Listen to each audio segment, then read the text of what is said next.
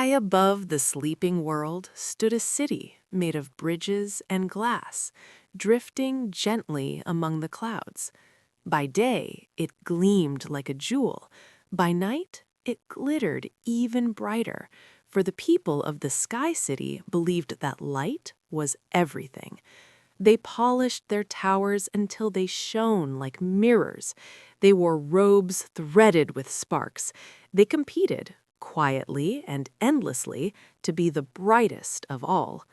And far above them, almost forgotten, were the stars. Elira lived at the edge of the city, where the bridges grew thin and the lanterns were old. She was small, soft-spoken, and easily overlooked.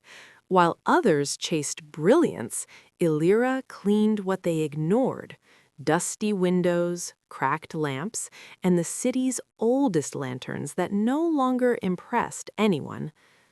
Every night, when the city's lights flared to life, Elira climbed the highest narrow stair and looked up. She loved the stars, not for their brightness, but for their patience.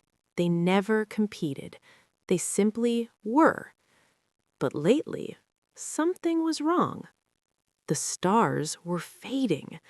At first, it was only a feeling, a missing shimmer, a quiet dimness no one else seemed to notice. Then, one night, Elira saw it clearly. Where hundreds of stars once pulsed gently, only faint pinpricks remained, like breaths held too long. She ran through the city, trying to tell others, but no one looked up. They were too busy admiring their reflections. That same night, as Elira polished an abandoned lantern near the city's edge, it flickered to life on its own, not with ordinary light, but with a soft, breathing glow. The lantern trembled, and a whisper spilled into the air. "We are tired." Elira froze. Her hands shook, but she did not drop the cloth. Who are you?" she whispered. "The stars," the lantern replied, its glow dimming with each word. "We shine when we are seen for what we are, but they no longer see us. They see only themselves." Elira's chest ached. "What can I do?" The lantern's light pulsed weakly. "One heart can still remind the sky how to shine, but it must choose." Before Elira could ask what that meant, the lantern went dark. The next morning, the city woke to panic. The stars had nearly vanished. Without their guiding glow, the Sky City drifted unevenly. Bridges groaned, towers leaned, fear spread like cracks in glass. The council announced a solution. They would build the greatest beacon ever made, brighter than the stars themselves.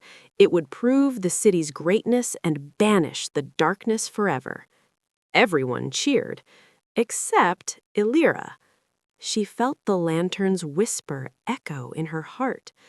That night, she climbed higher than she had ever had before, carrying only a polishing cloth and the old lantern under her arm.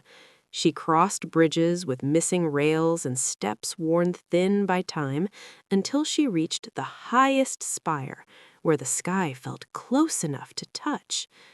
There, she lifted the lantern.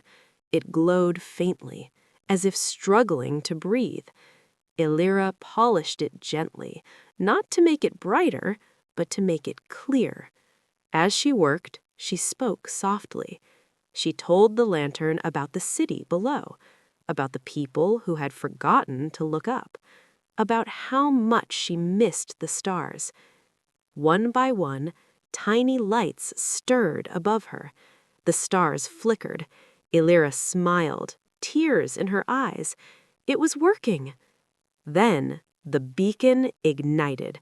A blinding surge of light erupted from the city's center, drowning the sky in harsh brilliance. The stars vanished completely, erased by the city's own glow. The lantern in Elira's hands cracked, its light splintering into silence. The sky shuddered. The city began to fall. Wind howled through the bridges. Towers fractured. People screamed as their perfect reflections shattered around them. Elira clutched the broken lantern as the spire beneath her feet split apart.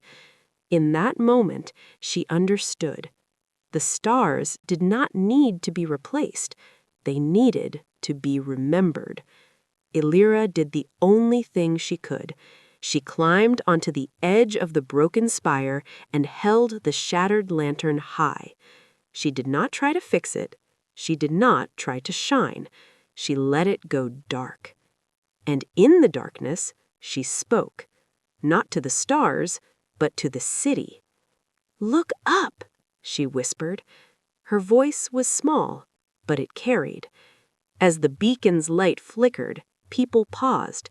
They turned their faces upward, not searching for themselves, but for something they had lost. In that shared moment of stillness, the sky answered. The stars returned, not blazing, but gentle, not competing, but steady. Their light flowed around the beacon, softening it, teaching it how to glow without blinding. The city steadied. The bridges stopped shaking. The sky held. Elira fell to her knees, exhausted. When morning came, the city was changed. The towers no longer gleamed as fiercely. The beacon was dimmed, reshaped into a guiding light instead of a weapon. People spoke more quietly. They looked up more often. And at the edge of the city where the lanterns were old, a new one burned. It was not the brightest, but it was clear. Elira returned to her work, polishing forgotten things. No one crowned her, no one sang her name, yet every night as she climbed the narrow stair and looked to the sky, the stars shone a little warmer.